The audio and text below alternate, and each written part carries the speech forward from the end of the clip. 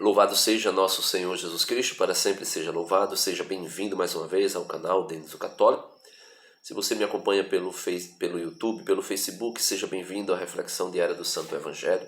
Nesse domingo, a Igreja nos propõe meditarmos o terceiro domingo do tempo comum no ano C. A leitura do Evangelho sendo extraída de São Lucas, que é o evangelista do ano C. Estamos no quadro Liturgia da Palavra Dominical, onde nós meditamos os textos que são propostos pela Igreja para o nosso crescimento espiritual, para que nós possamos crescer em graça, sabedoria e estatura diante de Deus e diante dos homens. Meus queridos e amados irmãos, a primeira leitura é tirada do livro de Neemias, profeta Neemias, capítulo 8, e alguns textos, alguns versículos são suprimidos para que a gente possa ter um entendimento melhor daquilo que é lido nessa primeira leitura. Depois nós temos o Salmo 18, 18b, temos a segunda leitura, que é tirada da carta de São Paulo aos Coríntios, capítulo 12, do 12 ao 30, mas nós vamos ler o texto suprimido, como está lá em Conchetes, que a Igreja também orienta que pode ser feito. E o Evangelho é o Evangelho de São Lucas, capítulo 1, do 1 ao 4, e depois o capítulo 4, do 14 ao 21. Então, são esses textos. E a liturgia, né? Qual é o contexto geral da liturgia? É mostrar que a comunidade cristã, desde lá, claro que lá a Assembleia de Jerusalém não era a comunidade cristã, mas era a comunidade, era a Assembleia, era a Igreja como germe, ou seja, ainda lá escondida, né? Como que invisível, mas já era a Igreja lá que estava né? Lembra da plantinha? A plantinha tem a semente, dentro da semente tem um germe, né? O germe da semente.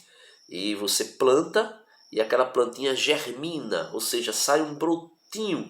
Então lá no povo da antiga aliança já estava esse germe da semente da igreja escondido, que vai germinando aos pouquinhos, vai sendo visto, né? E aí na primeira leitura de hoje a gente vai ver uma liturgia da palavra sendo celebrada na Assembleia, ou seja, na igreja da antiga aliança. E depois a gente vê essa planta crescer ali, como Jesus Cristo sendo a videira e nós os ramos, como eu falei também no evangelho de ontem. E aí Jesus é o tronco e nós somos os ramos dessa videira, ou seja, formamos o seu corpo, formamos a igreja. E na segunda leitura de hoje, São Paulo vai falar exatamente sobre o corpo, sobre cada um de nós ser membro do corpo de Cristo. Veja, eu vou ler o texto completo, para que não perca muito tempo explicando ponto por ponto, mas só para você perceber que Esdras e Neemias, né, vão reunir o povo para ouvir a lei e ouvir a pregação. Veja, primeiro é feita a leitura, depois a pregação, e o povo chorando mostra, dá sinais de conversão. Claro que nem todo choro é sinal de conversão, pode ser mero sentimentalismo, mas na grande maioria, quando alguém ouve a palavra de Deus, ouve uma pregação e chora, é porque aquela pregação, a palavra de Deus, tocou, né, porque a fé vem pelo ouvir e ouvir a palavra de Deus, tocou o coração daquela pessoa e aquela pessoa percebeu que há algo nela, na vida dela, que precisa mudar. A partir da palavra de Deus que mexe com aquela pessoa, né? Veja,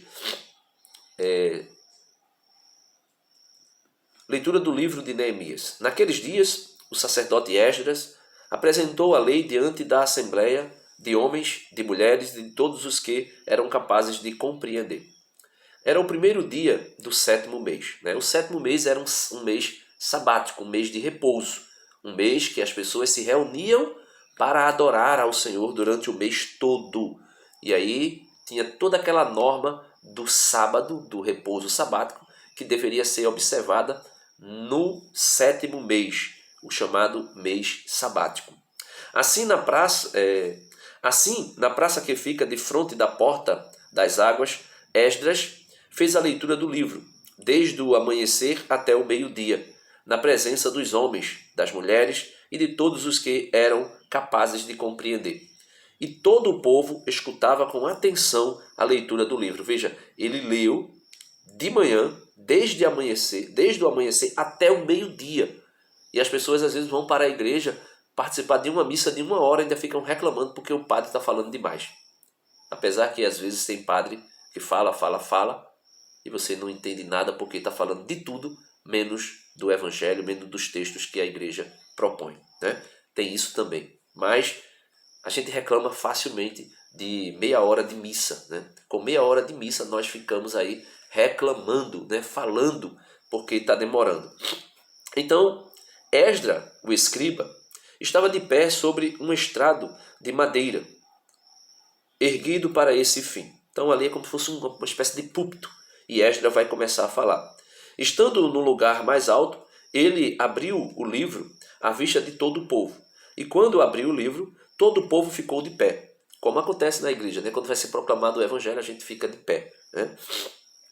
Esdras bendisse ao Senhor, o grande Deus, e todo o povo respondeu, levantando as mãos. Amém, amém. Depois, inclinaram-se e prostaram-se diante do Senhor com o rosto em terra. Adoraram o Senhor. E leram clara e distintamente, né, o livro da lei de Deus e explicaram seu sentido, de maneira que se pudesse compreender a leitura. Então, é exatamente o que eu estava dizendo. Um bispo, né, ele não pode estar delegando a homilia para outra pessoa fazer, né? E um padre também não pode fazer o mesmo. Ele tem que explicar as leituras de acordo com que as pessoas possam compreender o que foi lido. E não ficar falando de saneamento básico, de história disso, daquilo outro, da filosofia tal, do filósofo tal. Não. Fala das leituras. Porque a fé vem pelo ouvir e ouvir a palavra de Deus. Não é a palavra do ideólogo da época, do filósofo da época, da ideologia A, B ou C, do sistema político, qual que seja. Não. A leitura da palavra de Deus. A explicação do texto que foi tirado da Bíblia. Isso é o que deve ser feito, né? O governador Neemias e Esdras, sacerdote e escriba, e os levitas que instruíam o povo, disseram a todos: Este é um dia consagrado ao Senhor, vosso Deus. Não fiqueis triste, nem choreis, pois todo o povo chorava ao ouvir as palavras da lei. O povo chorava, né? Aí eles vão dizer: não fique triste, nem choreis. Por quê? Porque as pessoas choravam porque viam a necessidade da conversão, viam a necessidade da mudança. Começaram a perceber que são pó, que são pessoas miseráveis, pecadoras. Mas Neemias disse-lhes: Ide para vossas casas e comei carnes gordas. Tomai bebidas doces e reparti com aqueles que nada prepararam. Pois este dia é santo para o Senhor. Não fiqueis triste, porque a alegria do Senhor será a vossa força. Então veja que maravilha. Aqui a gente já pode ver uma estrutura da liturgia da palavra, né? A Assembleia da Antiga Aliança, ou seja, a igreja, que aí já surgia da Antiga Aliança, se reúne em torno da palavra. E a Assembleia da Nova Aliança, a gente agora dá um pulinho para o Evangelho, São Lucas 1 do 4, ou melhor, 1 do 1 ao 4, depois 4 do 14 ao 21. Então a gente vai para a liturgia, para o Evangelho. O Evangelho vai fazer algo bem interessante, porque São Lucas, ele tem um cuidado de preparar o texto do Evangelho dele, né, o Evangelho segundo São Lucas e o Atos dos Apóstolos, ele tem um cuidado de preparar com fontes seguras. Veja o que ele vai dizer. Muitas pessoas já tentaram escrever a história dos acontecimentos que se realizaram entre nós, como nos foram transmitidos por aqueles que desde o princípio foram testemunhas oculares e ministros da palavra. Ministros da palavra. Então, o culto tem que girar em torno da palavra. Claro que aqui eu estou falando de um culto na sua primeira parte.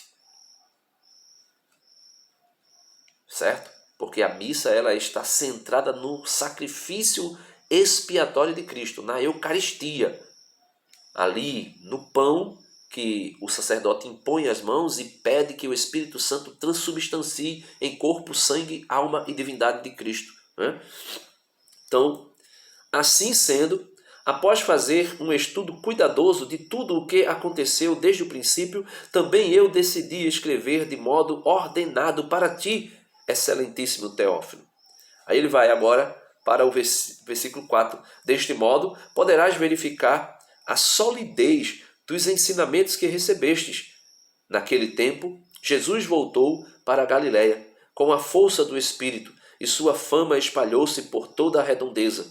Ele ensinava nas sinagogas e todos os elogiavam. Então Jesus, depois de ser batizado, teve o hábito, o costume de ir às sinagogas, porque ali ele poderia encontrar pessoas que já estavam reunidas, fazendo uma interpretação errônea da lei.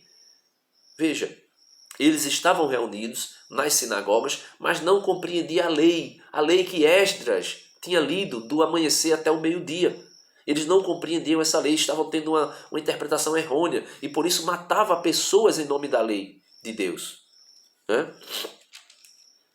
E aí Jesus começa a falar. E veio à cidade de Nazaré, onde ele morava, né? Onde se tinha criado. Conforme seu costume, entrou na sinagoga no sábado e levantou-se para fazer a leitura. Deram-lhe o livro do profeta Isaías. Abrindo o livro, Jesus já achou a passagem em que está escrito: O Espírito do Senhor está sobre mim, porque ele me consagrou com a unção para anunciar a boa nova aos pobres. Enviou-me para proclamar a libertação aos cativos e aos cegos, a recuperação da vista, para libertar os oprimidos e para proclamar um ano de graça do Senhor. Depois fechou o livro, entregou-o ao ajudante e sentou-se. Todos os que estavam na sinagoga tinham os olhos fixos nele. Então começou a dizer-lhes: Hoje se cumpriu esta passagem da Escritura que acabastes de ouvir. E aí, o contexto aqui, mais à frente, vai dizer que as pessoas ficaram indignadas porque Jesus se intitula ali abertamente como sendo o Filho de Deus, como sendo o Messias. E aí, meus irmãos, essas duas leituras nos mostram que o povo de Deus, eles se reúnem em torno da palavra. Primeiro, a palavra escrita, e depois, por ocasião da plenitude dos tempos, que Deus envia o seu Filho nascido de uma mulher, eles se reúnem em torno da palavra viva, que é Jesus. São João vai dizer no prólogo do seu Evangelho, capítulo 1, versículo 1 e seguintes: No princípio era a palavra, e a palavra estava com Deus, e a palavra era Deus. No princípio, tudo foi feito por ela, e sem ela nada teria sido feito. Aí lá no versículo 14 vai dizer: E o Verbo divino se fez carne e habitou entre nós, e nós vimos a sua glória, glória que ele tinha junto ao Pai. Aí lá no versículo 18 vai dizer: E o Filho unigênito revelou o Pai. Né? Ninguém jamais conheceu o Pai, mas o Filho unigênito revelou o Pai para nós. Jesus, em outra ocasião, vai dizer: Eu te louvo, ó Pai, porque escondeste essas coisas dos sábios e entendidos deste mundo, mas revelaste aos pequeninos. E aí se forma a comunidade em torno de Jesus, em torno da palavra, para se alimentar não somente da palavra falada, mas também da palavra viva, que é Jesus, que se faz carne todas as vezes na Santa Missa, quando o pão e o vinho é transubstanciado no seu corpo, no seu sangue, na sua alma e na sua divindade. E aí, essa comunidade é uma comunidade que forma esse corpo, que forma o corpo de Cristo. Cristo como cabeça e nós como seus membros. Veja, e ninguém pode dizer: eu sou a igreja. Não, eu faço parte da igreja, eu sou membro da igreja. Eu posso até dizer que eu sou templo do Espírito Santo, mas que eu sou igreja, não. Ou que eu sou a igreja, né? Eu posso dizer: eu faço parte da igreja. Ou nós somos a igreja. Mas dizer eu sou a igreja, nunca. Veja, 1 Coríntios capítulo 12, a partir do 12, né? Vou ler a forma que está em conchetes, a menor. Irmãos, como o corpo é um, embora tenha muitos membros, e como todos os membros do corpo, embora sejam muitos, formam um só corpo, assim também acontece com Cristo. De fato, todos nós, judeus ou gregos, escravos ou livres, fomos batizados num único Espírito. Por isso eu falava no Evangelho de ontem do sábado, a importância do batismo. É pelo batismo que nós nos tornamos membros do corpo de Cristo.